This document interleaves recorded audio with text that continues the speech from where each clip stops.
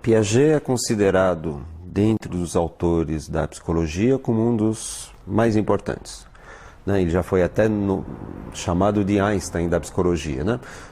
Não é exagerado dizer que, digamos, que os dois maiores e mais importantes autores da psicologia são Freud, por um lado, e Piaget, por outro. A importância da obra do Piaget é decorrência de vários pontos. Primeiro, a decorrência da influência desta obra durante o século XX inteiro, notadamente na psicologia da inteligência, sendo que o tema essencial do Piaget é a psicologia da inteligência. Por um lado. Por outro lado, a importância do Piaget vem também do volume da obra dele. São por volta de 70 livros, inúmeros artigos, inúmeros temas relacionados à inteligência que foram abordados por ele. Então também, digamos, o volume da obra de Piaget, a consistência da obra de Piaget também, digamos, faz com que ela seja extremamente importante. E finalmente eu diria que a obra de Piaget é essencial porque, sendo a inteligência um tema, digamos, que se reencontra em qualquer abordagem psicológica, e sendo a teoria dele muito consistente em relação a esse tema, acaba-se utilizando o Piaget não apenas na perspectiva intrínseca da inteligência, mas também em outras, como afetividade, moral e, evidentemente, educação.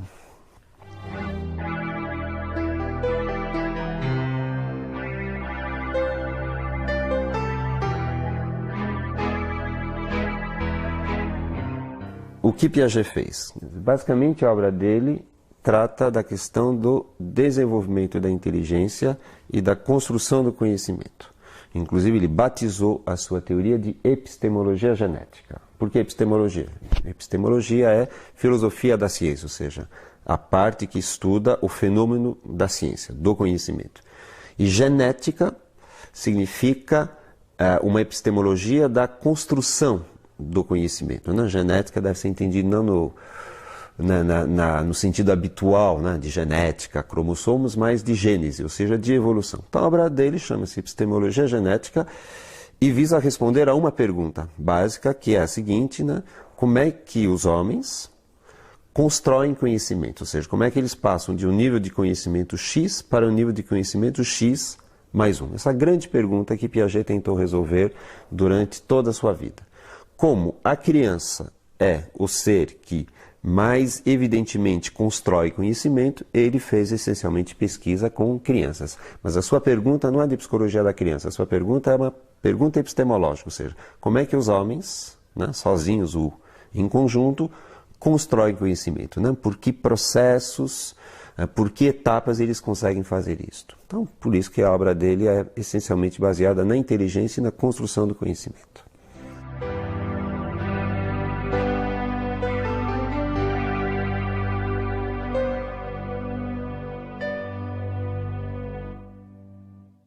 Para Piaget, inteligência deve ser definida enquanto função e enquanto estrutura. Então, enquanto função, para Piaget, a inteligência é uma adaptação.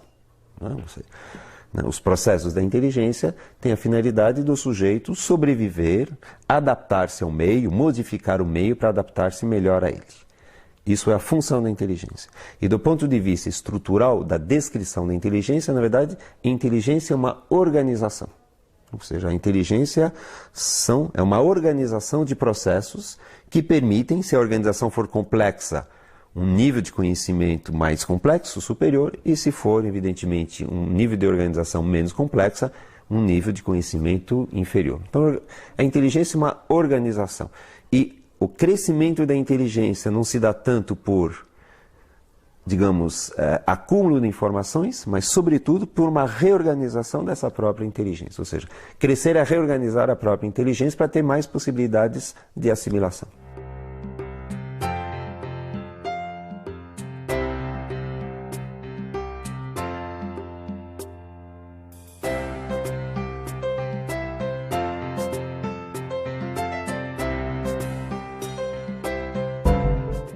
Bem, a obra piagetiana cunhou um número grande de conceitos. E, evidentemente, é bom a gente, digamos, explicitar alguns, que são centrais. Então, eu começaria pelo conceito de assimilação. Né? Piaget retira o conceito de assimilação da biologia e, na sua psicologia, a assimilação significa o seguinte, ou seja, quando uma pessoa vai entrar em contato com o meio, com o objeto de conhecimento, ela retira desse objeto de conhecimento algumas informações e essas informações retidas são essas e não outras porque existe uma organização mental. Então, na verdade, assimilação significa interpretação, ou seja, ver o mundo não é simplesmente olhar o mundo, mas é interpretá-lo, assimilar, ou seja, tornar seu alguns elementos do mundo. Portanto, isso implica necessariamente em assimilar algumas informações e deixar outras de lado.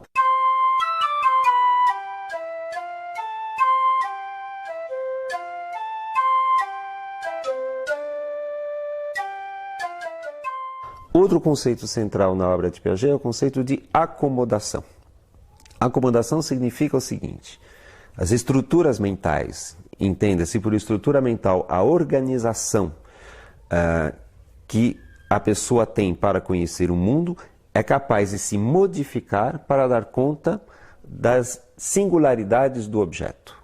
Portanto, se juntarmos agora assimilação e acomodação, nós vamos ter que conhecer o objeto é assimilá-lo, mas como esse objeto oferece certas resistências ao conhecimento, a organização mental se modifica e a essa modificação dá-se o nome de acomodação. Por isso que o processo de inteligência, na verdade, é sempre um processo com assimilação, acomodação.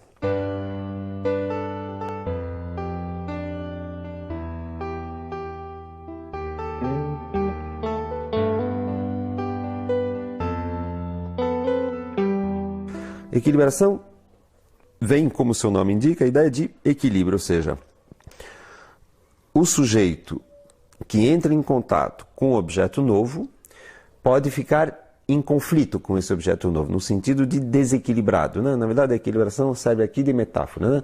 Quer dizer, o objeto não se deixa conhecer facilmente, ele tem algumas coisas diferentes, singulares, então o sujeito fica em conflito, desequilibrado, digamos assim. Né? Para conhecer esse objeto, então, ele tem que acomodar-se a esse objeto, ou seja, modificar-se para dar conta desse objeto. E nesse processo é a busca, digamos, do equilíbrio. Né? Então, o equilíbrio, na verdade, é a estabilidade da organização mental que dá conta do conhecimento. Daí, inclusive, até o fato de o conceito de equilibração ser central se dá pelo fato do crescimento da inteligência se dá por desequilíbrio, reequilibração, desequilíbrio, equilibração. É um processo dinâmico, né? O equilíbrio, por isso que, inclusive, Piaget gosta da palavra equilibração e não equilíbrio. Equilíbrio daria a impressão de algo estável. Né? Equilibração sugere, digamos, algo móvel e dinâmico.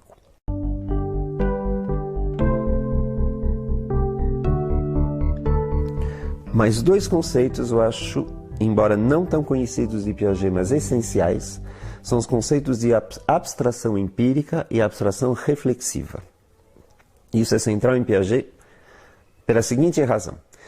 A abstração empírica são as informações que eu retiro do meu objeto do conhecimento. Então, por exemplo, eu olho um quadro e abstraio desse quadro, ou desse pêndulo, ou dessa câmera, eu abstraio algumas informações.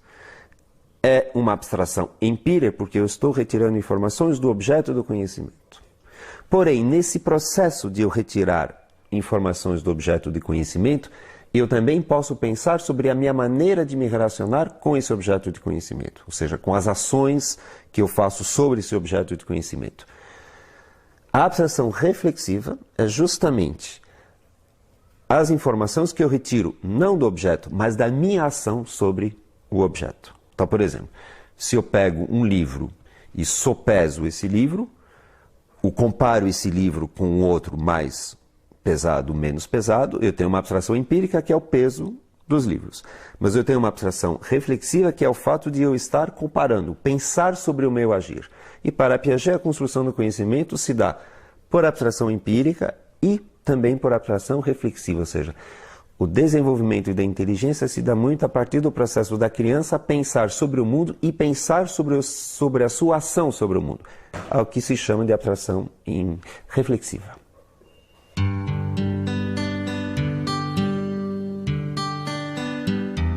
Mais um conceito extremamente importante em Piaget, que aliás é o conceito mais famoso, estágio. O conceito de estágio remete em Piaget à seguinte ideia. O desenvolvimento da inteligência não é um desenvolvimento linear, ou seja, simplesmente por acúmulo de informação, mas é um desenvolvimento que se dá por saltos, por rupturas, né? E os estágios representam justamente uma lógica da inteligência que será superada radicalmente por um estágio superior, apresentando uma outra lógica do conhecimento. Então, os estágios significam que, por um lado, a inteligência dá saltos, ou seja, a inteligência muda de qualidade, cada estágio representa uma qualidade dessa inteligência.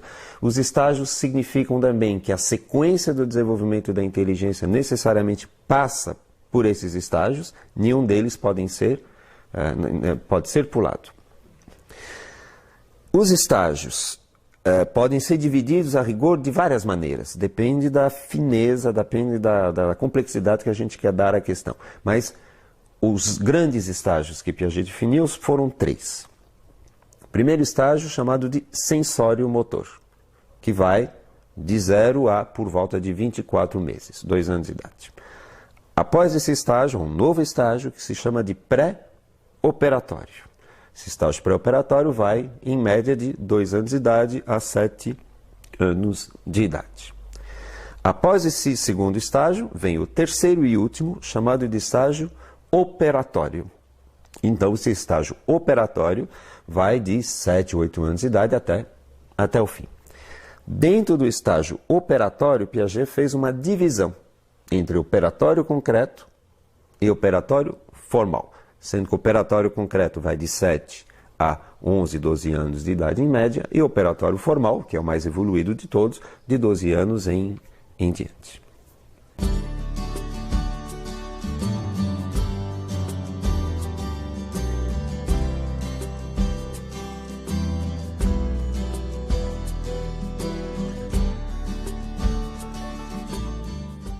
Antigamente se pensava que o bebê, ou seja, a criança de 0 a 2 anos, não apresentava nada de muito interessante do ponto de vista da inteligência, e que, na verdade, a inteligência começava apenas com a linguagem, né? Essa é uma ideia que era muito forte e que ainda é forte em algumas pessoas. No fundo, o que Piaget demonstrou com uma clareza muito bonita, é que essa fase do desenvolvimento de 0 a 2 anos é extremamente rica, e que, portanto, a inteligência começa a se estruturar e a mostrar, digamos, o seu valor muito antes da linguagem.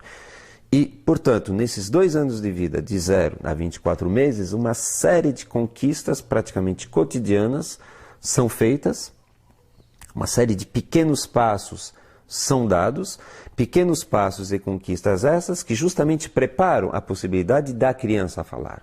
No fundo, o que Piaget afirma é o seguinte, quer dizer, quando a criança começa a falar, lá por volta de 2 anos de idade, ela só tem sobre o que falar, ela só tem um mundo sobre o que falar porque ela construiu esse mundo antes, né? Se ela começasse a falar sem absolutamente ter construído esse universo, ela não teria, digamos, ela não poderia falar, porque ela não teria sobre o que falar, ela não teria essa organização, né?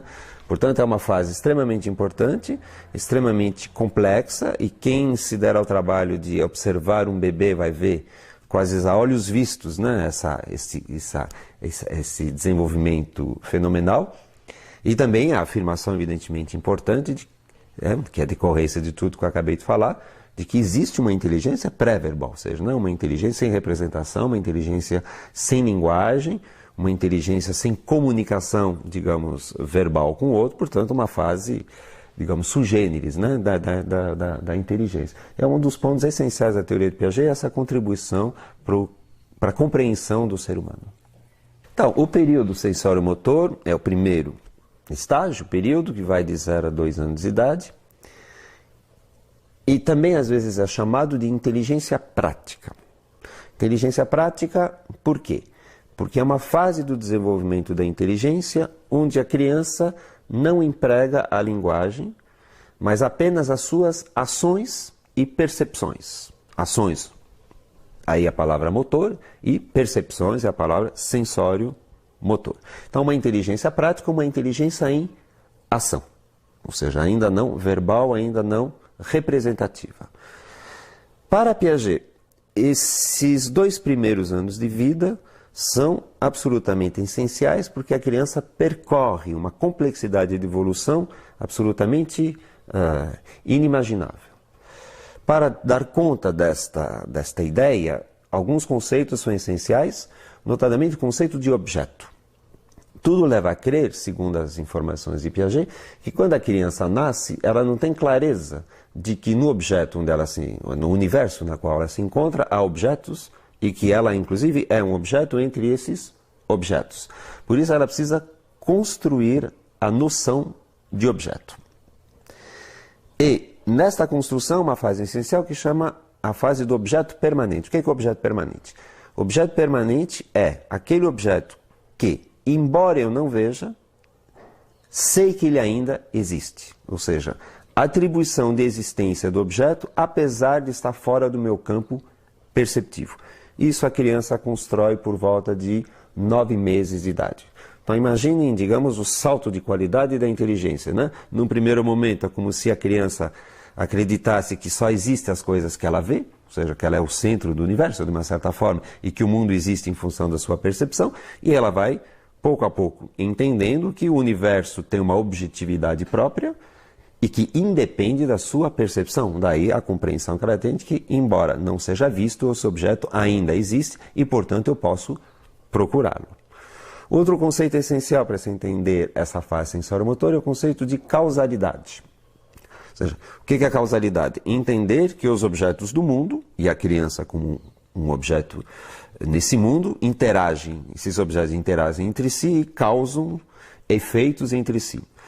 A tendência da criança até 1 ano de idade, 1 ano e pouco de idade, é a tendência que se chama de mágica, ou seja, a tendência a pensar que o objeto se move dependendo das suas próprias ações, da criança, ou então dos seus desejos. Né? Aliás, fato que inclusive Freud também tinha reparado, chamando de onipotência infantil. Né? Então a criança imagina num primeiro momento que na verdade ela tem as rédeas do mundo e pouco a pouco ela vai entendendo que não. Existem leis de causalidade, ou seja, o universo tem leis, o universo tem algumas regras que são seguidas e essas regras, evidentemente, se aplicam à própria criança. Então, a construção da ideia de causalidade, a construção do objeto e também do tempo e também do espaço, que se dá nesses 2 anos de vida, digamos, faz com que a criança consiga, num primeiro momento, ter uma objetividade do universo. Essa objetividade depois será reconstruída no nível da linguagem. Mas o período sensório-motor é essencialmente construção do universo, construção do real, lidando com esse real apenas através das percepções e das ações. Uma das conquistas importantes por volta de 9 meses, aliás, na mesma época da construção do objeto permanente, é a diferenciação entre meios e fins. Então imagina a seguinte situação, você mostra uma bola para a criança, ela quer pegar essa bola, mas você coloca essa bola, digamos, atrás de um anteparo. Atrás de um anteparo. Portanto, ela não pode pegar esta bola diretamente. E veja que interessante. Essa criança que tem 6 meses, ela sabe muito bem pegar uma almofada.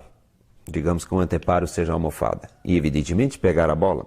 Mas não lhe ocorre a seguinte sequência que qualquer um de nós faria e que ela fará quando tiver 9 e 10 meses, desculpe, né? É tirar a almofada da frente para pegar a bola que está atrás. Isso que se chama diferenciação entre meios e fins, ou seja, retirar a almofada é um meio, cujo fim é pegar a bola. Então veja bem, o que falta à criança de 5, 6 meses não é saber pegar a almofada, ela já sabe. Não é saber pegar a bola, ela já sabe, mas é, digamos, hierarquizar essas duas condutas, né? Ou seja, associar essas duas condutas. Né? Por isso que eu falei o tempo todo que inteligência é organização. Na verdade, a conquista da criança, quando ela vai descobrir a possibilidade de meios e fins, vai ser justamente uma nova organização da inteligência. Como se ela dissesse, eu posso pegar isso para depois pegar aquilo. Não é a habilidade que faltava, era a compreensão de que uma ação pode servir de meio para outra, que então é fim. Então essa passagem, digamos que dá por volta de 9, 10 meses, uma passagem importante do desenvolvimento da inteligência.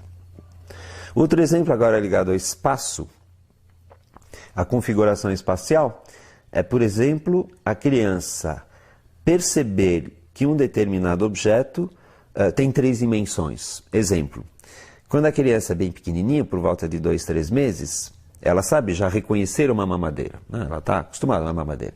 Mas se você apresentar a mamadeira pelo avesso, ou seja, não o bico para cima e o fundo da mamadeira, ela não lhe ocorre, digamos, virar essa mamadeira. É como se ela não a reconhecesse. E já por volta de 1 ano de idade, você vai ver a criança que, embora ela veja a mamadeira apresentada a ela pelo avesso, ela reconhece a mamadeira e, né, com um gesto, ou seja, ela conseguiu situar o objeto agora dentro do espaço. Ou seja, né, ver que, dependendo da posição, o que está na frente pode estar atrás, o que está atrás pode estar na frente. Eu daria um último exemplo também importante do ponto de vista da causalidade, né, a qual já me referi um pouco, é justamente a ideia da mágica, né? Ou seja, às vezes a criança pequenininha no seu berço, lá com 3, 4 meses, ela mexe alguma coisa e por acaso, digamos, acende a luz. Totalmente por acaso. Então ela tende a achar que foi a sua ação que fez com que a luz se acendesse, então ela vai repetir essa ação até evidentemente cansar, porque ela não dá isso, ou seja, a criança pequena tende a achar que são as suas ações que promovem, que causam, digamos, as transformações no universo. Pouco a pouco ela vai entender que não, esse universo é regido por leis objetivas e ela vai, digamos, situar-se objetivamente naquilo que realmente ela causa e aquilo que ela simplesmente não causa ou até é causada.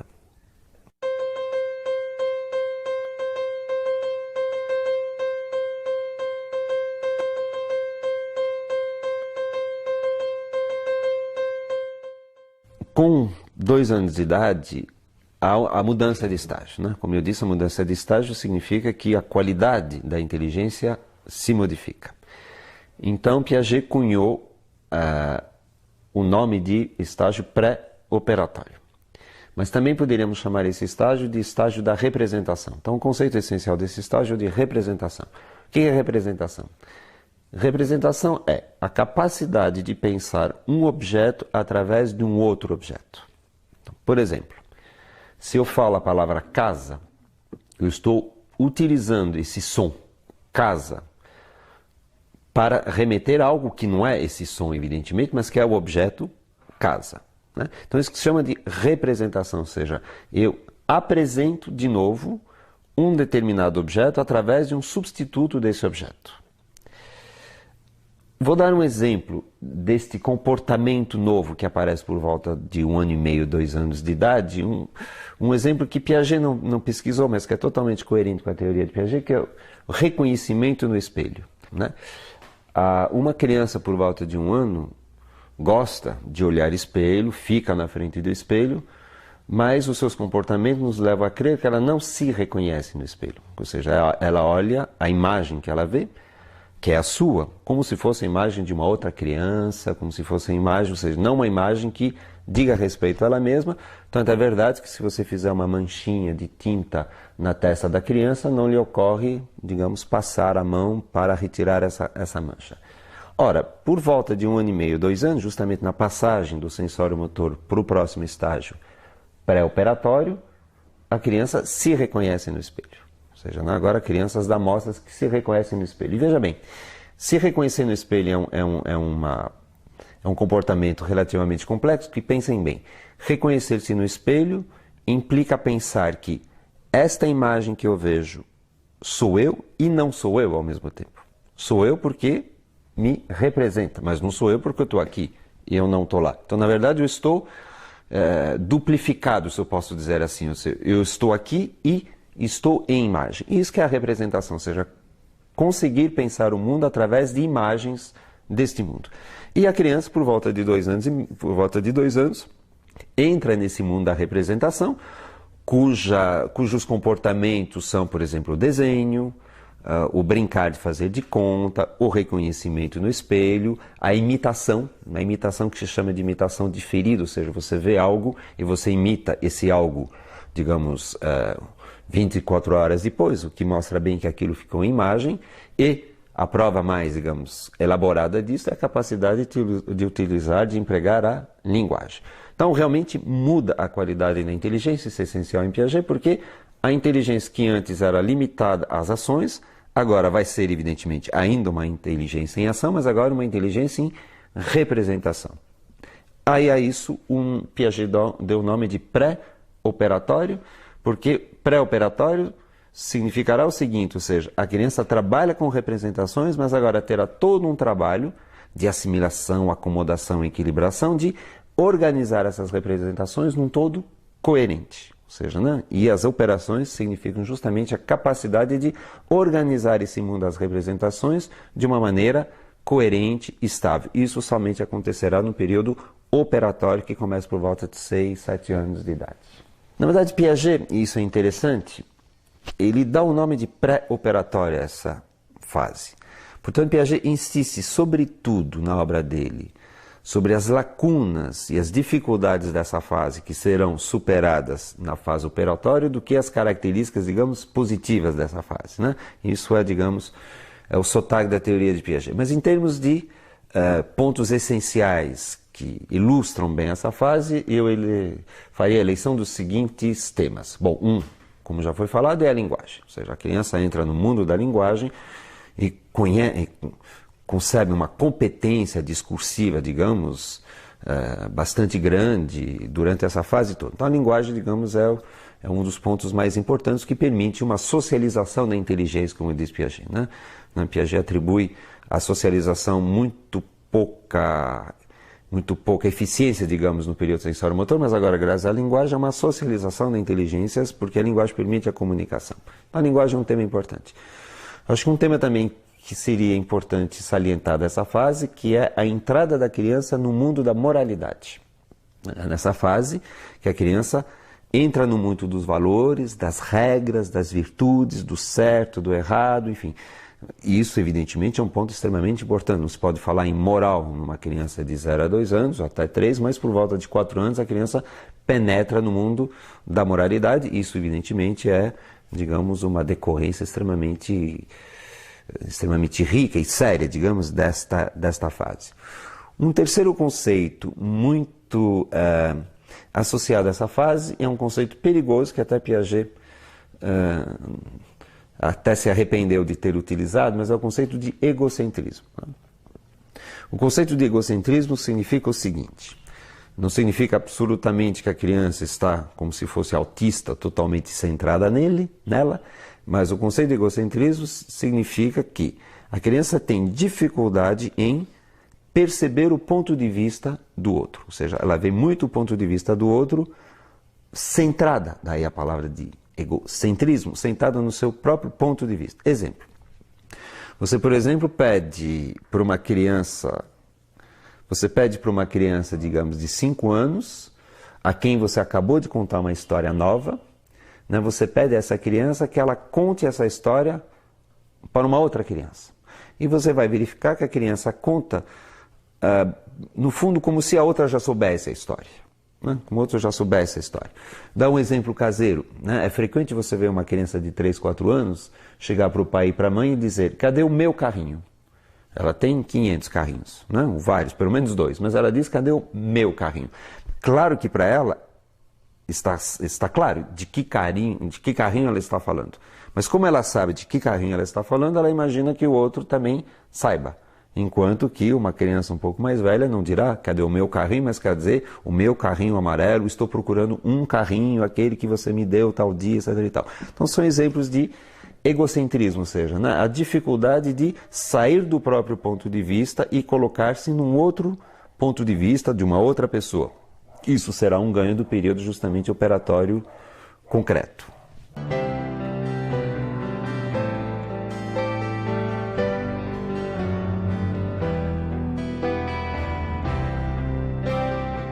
Então veja bem, o que é interessante na teoria de Piaget, é que ele vai chamar uma determinada fase de pré-operatória e a fase sucessiva de operatória. Portanto, a questão da operação é central. E como eu disse, Piaget vai ver na fase pré-operatória essencialmente o que falta para a criança ser operatória.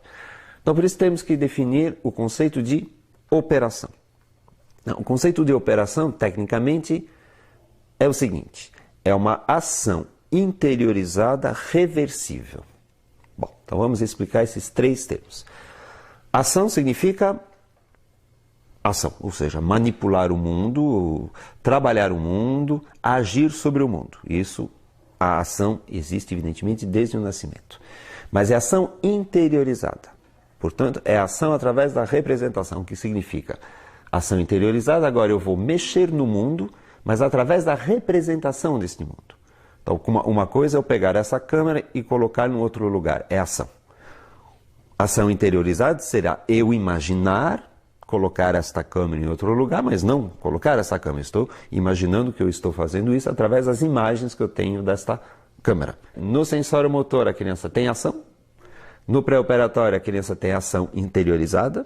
E no operatório, ela tem ação interiorizada reversível. E reversível significa o seguinte: é a possibilidade de, em imaginação, na cabeça, de forma interiorizada, pensar a ação e a anulação dessa mesma ação. Ou seja, reversível significa eu posso pensar o que eu fiz e voltar exatamente ao ponto de partida, sem cometer contradições. Uma criança pré-operatória justamente não consegue isso. Não consegue isso. Exemplo, você pergunta para uma criança de 5 anos de idade: daqui até Campinas, tem quantos quilômetros? Vamos imaginar que ela saiba a resposta, ela vai dizer 100 quilômetros. Ou seja, né? Ela não está indo até Campinas, ela está parada pensando. Então, de São Paulo a Campinas, a 100 quilômetros.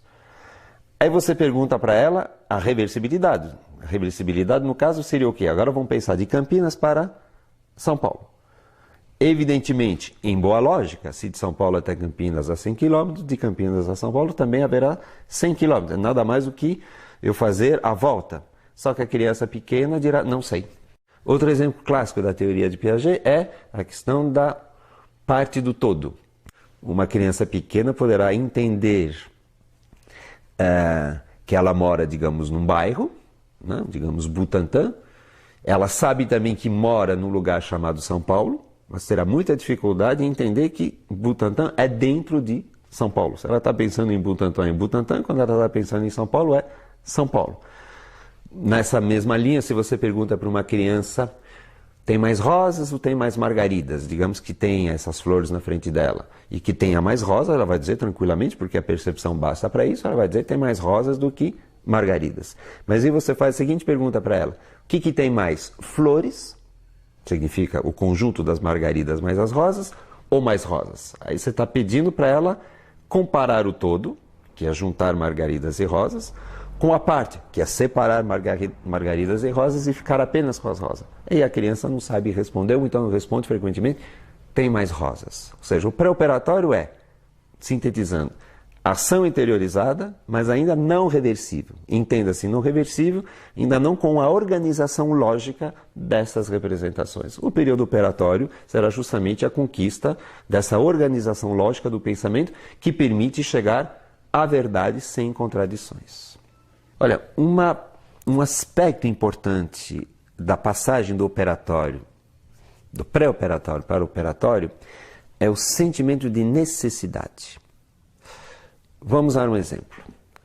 Uma criança pode até aprender, decorar, que, por exemplo, se daqui até Campinas dá 100 quilômetros, que também de Campinas até São Paulo dá 100 quilômetros. Tá? Ela pode até saber isto. Só que no pré-operatório, esse conhecimento é para ela apenas provável. Ou seja, ela poderá... E se alguém disser para ela, gozado, eu não acho que seja 100 quilômetros, fala, então talvez não seja. Ou seja, ela tem até a resposta correta, ela pensa a resposta corretamente, mas para ela isso ainda não é uma certeza. Em compensação, essa mesma criança, quando estiver no operatório, na fase operatória, ou seja, a partir de 7 anos de idade, aquilo será necessário para ela. Ou seja, né, na verdade, uma das dicas do pensamento operatório em relação ao pensamento pré-operatório é o seguinte: no pré-operatório as coisas são prováveis. No operatório as coisas serão necessárias. Necessárias, evidentemente, se deduzidas a partir de um raciocínio. Então você pode até, eu diria, enrolar, né, uma criança sobre coisas lógicas quando ela tem 5, 6 anos, não mais quando uma criança tem 7, 8. Se você falar, olha, daqui até Campinas tem 100 km, de Campinas para lá tem menos, ela vai dizer, bom, tem truque nisso. Você está gozando de mim, tem algum truque.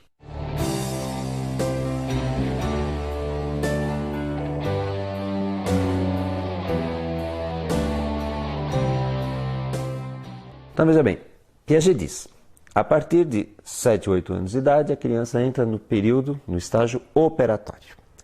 Ou seja, ela consegue já organizar o seu pensamento através da lógica. Mas Piaget diz também que esse estágio operatório é dividido em dois: operatório concreto e operatório formal.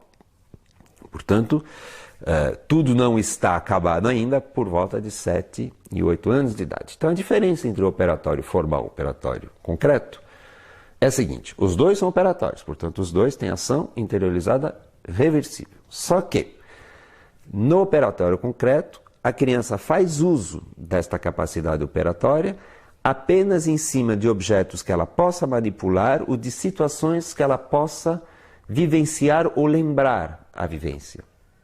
Enquanto, no período operatório formal, ela vai trabalhar agora com puras hipóteses. Ou seja, agora ela vai ser capaz de aplicar a sua lógica a objetos, contextos que sejam puramente hipotéticos, por exemplo, um foguete na Lua ou não sei o que em Marte, tá certo? E também totalmente estranhos à sua vivência. Então, na verdade, a diferença é um grau de abstração. Mas, para dar um exemplo, né, a criança, por exemplo, do ponto de vista operatório concreto, chegará facilmente à conclusão de que, bom, todos os planetas são redondos, a Terra é um planeta, logo a Terra é redonda. E ela sabe, inclusive, que a Terra é redonda. Mas você coloca para ele o seguinte: todos os planetas são quadrados. A Terra é um planeta, logo, em pura hipótese, a Terra é quadrada. Mas como ela sabe que a Terra não é quadrada, ela tem muita dificuldade de aceitar, né? Porque ela ainda está relacionada ao concreto, à sua vivência. Então, o operatório formal, na verdade, é conseguir pensar de maneira lógica, reversível, operatória, em cima de puras proposições, puras frases, puras hipóteses. Então, a diferença é essa. Que no Colégio Elás tem uma tradução clara, né? Os problemas de matemática que são colocados às crianças, digamos, de 1ª a 4ª série, costumam ser complexos, mas sempre concretos. É alguém que compra não sei quantas bananas, vende a metade, um preço X, um preço Y. Né? São sempre a matemática aplicada em cima de objetos. Mas é preciso esperar a 5ª série, em geral, ou seja, por volta de 11, 12 anos, para que no colégio se introduza a álgebra. Notadamente a ideia de variável. O que é a variável? A variável é pura forma. O x, o y é pura forma. Isso é típico do operatório formal. O operatório formal é o último estágio daqueles identificados por Piaget no desenvolvimento da inteligência. Portanto, uma criança por volta de 12, 13 anos, né, constrói esse pensamento operatório formal, que é o nosso dos adultos. Claro, mais elaborado, digamos, com mais conteúdos, mas, quer dizer, a criança de 12, 13 anos é capaz de pensar sem cometer contradições através de hipóteses, com hipóteses. E nós também.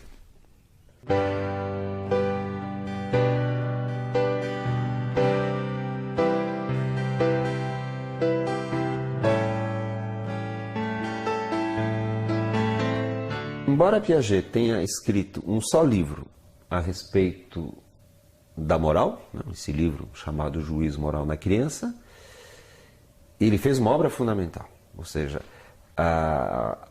o livro Juízo Moral na Criança, as pesquisas e a teoria deste livro são até hoje atuais e deram base para uma série de pesquisas, notadamente nos Estados Unidos, ou seja, é um livro fonte de uma série de pesquisas e teorias, né? E nesse livro, na verdade, Piaget diz uma coisa nova para a época.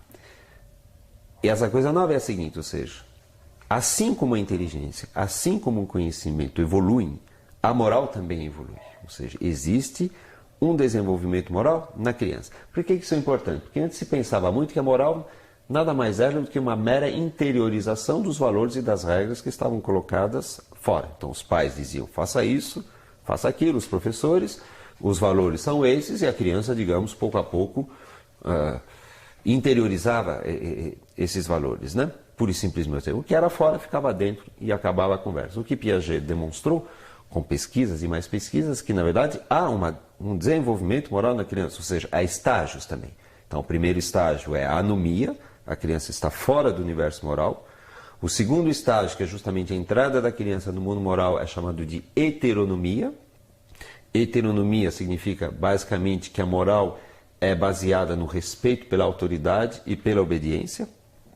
E essa fase de heteronomia depois é superada por uma fase chamada autonomia, onde agora a legitimação da moral não se dá mais pelo respeito pela autoridade, pela obediência, mas sim pelo contrato, pelo respeito mútuo, pelas relações e reciprocidade. Então a importância desse livro foi mostrar que também a moral evolui e existe, digamos, uma participação ativa da criança na construção da sua própria moral. Então vamos dar um exemplo. Você pergunta para uma criança de 5, 6 anos, quem é mais culpado? Alguém que quebrou 10 copos sem querer ou alguém que quebrou um copo, mas querendo, né? O que está em jogo aqui é o tamanho do dano material, 10 copos versus um copo, e a intencionalidade. Quem quebrou 10 não tinha intenção, porque fez sem querer, mas quem quebrou um tinha a intenção de quebrá-lo. Pergunta-se para a criança, então, qual dos dois... Primeiro, os dois são culpados? E a criança heterônoma dirá sim, já que houve um dano material cometido. E depois pergunta-se, qual mais culpado? E a criança heterônoma opta pelo autor da quebra dos 10 copos, porque 10 copos é mais do que um copo. Ela se baseia no, digamos, no tamanho do estrago, digamos assim, e não na intencionalidade. Você, inclusive, tem exemplos desse tipo com a mentira. Uma criança heterônoma, maior a mentira, é pior, ou seja, não é a intenção da mentira, mas digamos, é a distância entre a verdade e o que foi dito. Como sempre em Piaget, a autonomia, portanto o estágio posterior será uma superação do estágio anterior. Então, dos exemplos que eu dei, a criança autônoma dirá, bom, não, os dois não são culpados, apenas é culpado aquele que teve a intenção de quebrar. Evidentemente, ele teve a intenção de quebrar e quebrou um copo, ou seja, o fato de haver 10 copos quebrados absolutamente não conta mais. Como a mentira, o que vai contar não é o tamanho da mentira, mas sim a intenção de enganar.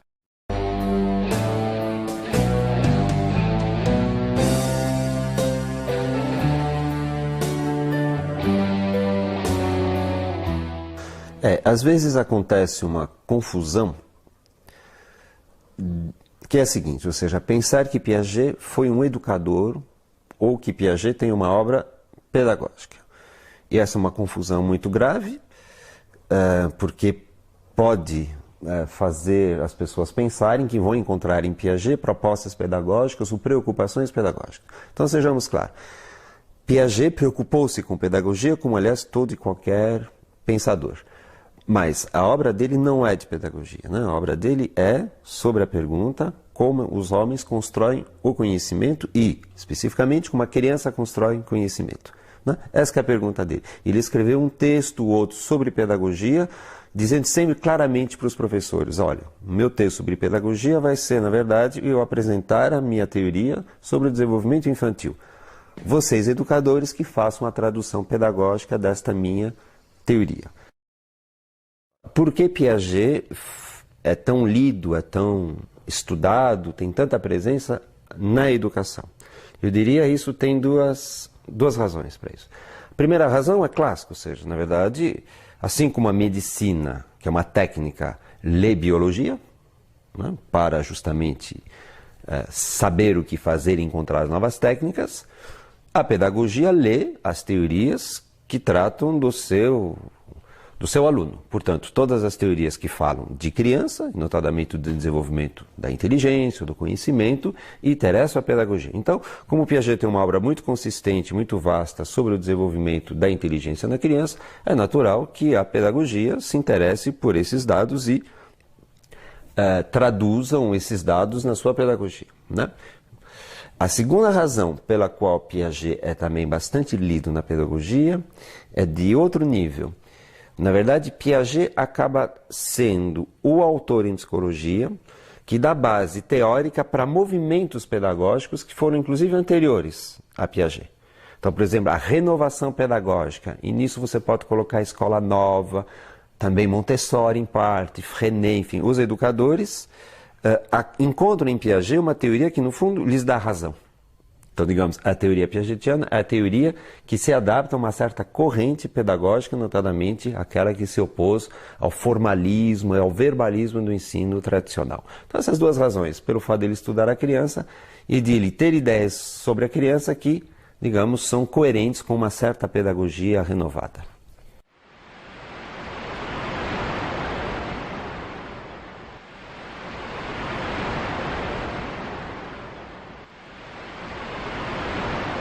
Piaget utiliza a palavra construção.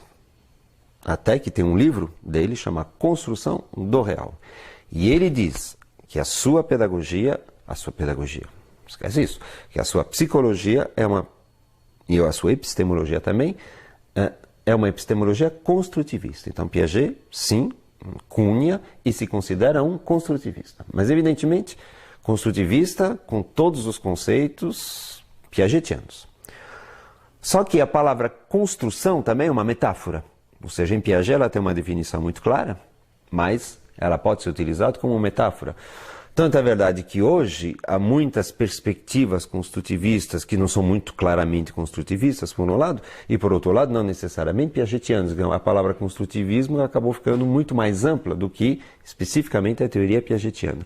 Então, hoje você tem, dentro da educação, perspectivas construtivistas que utilizam Piaget, sim, mas podem utilizar Vallon, podem utilizar Vygotsky, ou então sub-áreas, tipo Emília Ferreiro, etc. e tal, né? Ou seja, embora a palavra construtivista tenha sido cunhada por Piaget, não é necessariamente esta mesma definição de construtivismo que você vai encontrar nas escolas hoje.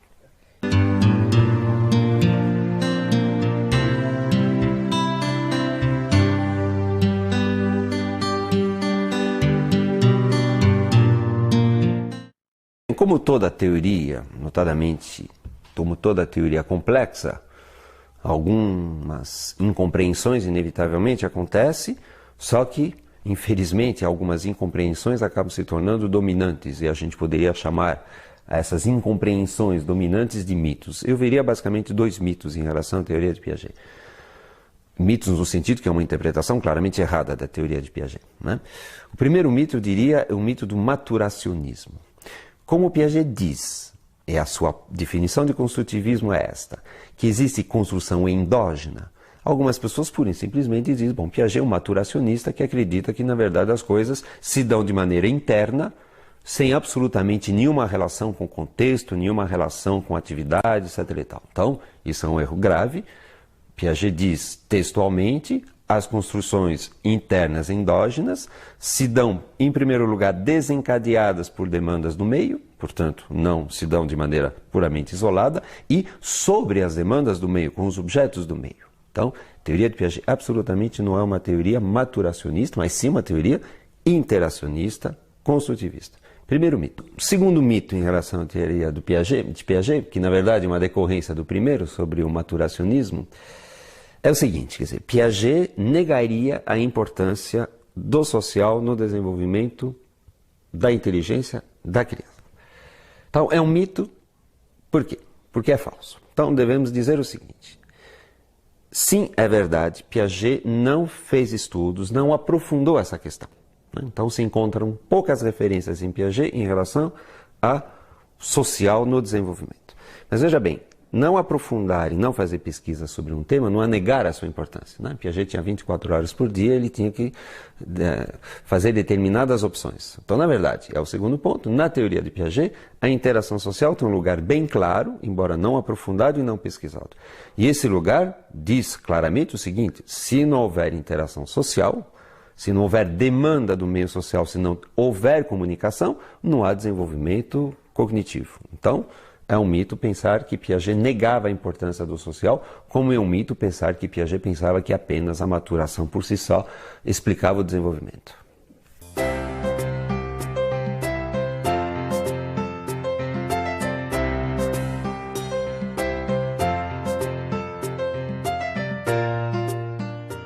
Quanto ao método de Piaget, o método de Piaget é basicamente um só, ou seja, ele cria situações-problemas, ou seja, situações que devem ser resolvidas. Ele coloca essas situações-problema a crianças de várias faixas etárias, em geral de 6 anos a 12, 13 anos de idade, e verifica, por um lado, se as crianças conseguem resolver o problema, e por outro, e mais importante ainda, quais são as dificuldades que elas encontram para resolver esse problema. Então, eu diria 90% da obra do Piaget foi feita em cima desse tipo de experimento, né? Ele também fez alguns estudos com seus próprios filhos, né? Mas apenas com seus próprios filhos de 0 a 2 anos de idade, aí com observação, né? Com observação. Portanto, seria um erro pensar que Piaget baseou toda a sua teoria na observação dos seus próprios filhos. Na verdade, ele fez essas observações de 0 a 2 anos, mas todo o resto da sua obra, eu diria, 90%, portanto, é feito com soluções, à procura de como as crianças resolvem problemas que ele coloca para essas crianças, em geral de 6 a 12 anos de idade.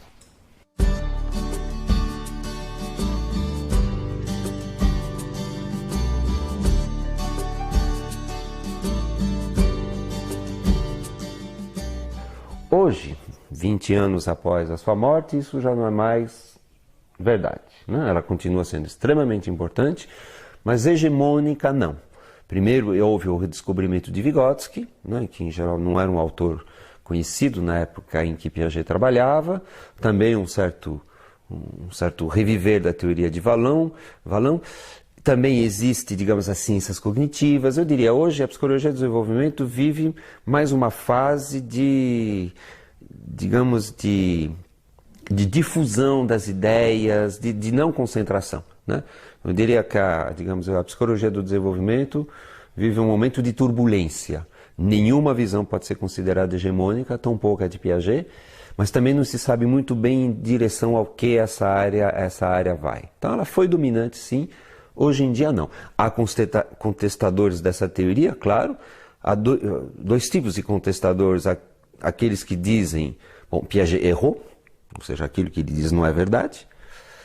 Mas também há os contestadores de um tipo um pouco diferente, que diz, bom, o que Piaget disse está muito bom, não está errado, mas a rigor tem tanto mais coisa para dizer, até coisa mais importante, então a rigor não preciso nem ler o que Piaget escreveu. Não, ou seja, uns podem contestar Piaget porque ele errou, e outros podem contestar Piaget porque ele falou coisas certas, mas não essenciais. O essencial estaria em outro lugar. Então, a hegemonia hoje não há mais. O que é bom, aliás, a hegemonia nunca é saudável, sobretudo em ciência.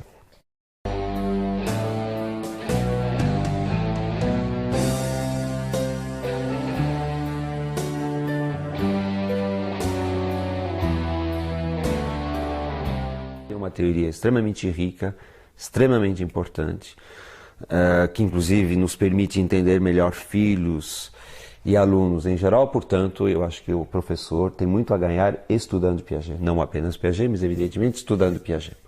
É uma obra enorme, 70 livros. Que livros ler? Então, evidentemente, é uma opção pessoal. Eu diria, para ler Piaget é preciso ir com paciência, não é um texto que vai se entregar muito facilmente. Eu sugeriria que o primeiro livro que se lesse sobre Piaget fosse O Nascimento da Inteligência na Criança, que fala do período sensório-motor, mas eu diria mesmo para alguém que não se interessa, porque o seu trabalho não é com crianças dessa faixa etária, é o livro onde Piaget explicita muito claramente o seu construtivismo. Então eu diria, o melhor livro para se começar a ler Piaget é O Nascimento da Inteligência na Criança. Após isso, diria dois outros, que formam a trilogia, né, do sensório motor: a construção do real na criança, para entender a construção do conhecimento nessa faixa etária, e as ideias básicas de Piaget estão lá, e a formação do símbolo na criança, que é justamente o estudo da passagem para representação. Então, nascimento da inteligência na criança, a construção do real na criança e a formação do símbolo na criança, 3 livros que eu acho, são 3 clássicos da psicologia, eu acho absolutamente necessários para se compreender Piaget. Além disso, eu aconselharia a leitura de um livro árido, mas que também coloca muito claramente a teoria piagetiana, que é a da lógica da criança, a lógica do adolescente, né? Texto de pesquisa, onde justamente ele vai ver como é que as crianças de 5, 6, 7 até 12, 13 anos resolvem, à sua maneira, ou deixam de resolver, os mesmos problemas, né? Notadamente é um livro que explicita muito bem o que é o operatório formal. Não poderia deixar de aconselhar também a leitura do Juízo Moral na Criança, um livro extremamente rico, como eu disse, único na obra de Piaget, porque a moral não é o seu tema, mas extremamente produtivo em termos do pensamento nesta área durante o século XX, então o Juízo Moral na Criança. E se forem me pedir livros assim, digamos, mais de resumo, eu aconselharia a Psicologia da Criança, que Piaget escreveu com Ian Elder, e um livrinho muito simpático, muito simples, e que em geral frequentemente é um livro de iniciação a Piaget, que é os 6 estudos de psicologia, né? Mas há tantos outros, mas eu acho que essa lista já está bem razoável. Eu acho que a teoria de Piaget, notadamente para quem lida com criança, pode ser pai, mãe e pode ser professor, ajuda muito a entender os comportamentos da criança, né? Às vezes você vê coisas que você poderia até desprezar, mas tendo lido Piaget, diz: olha que coisa interessante, olha que momento importante do desenvolvimento. Eu acho que ele instrumentaliza para você entender a criança, não apenas do ponto de vista da sua inteligência, mas também do ponto de vista das decorrências do desenvolvimento da sua inteligência, sua moral, sua personalidade. Eu acho que é realmente uma teoria que, de fato, instrumentaliza para você entender o que é uma criança e lidar com uma criança.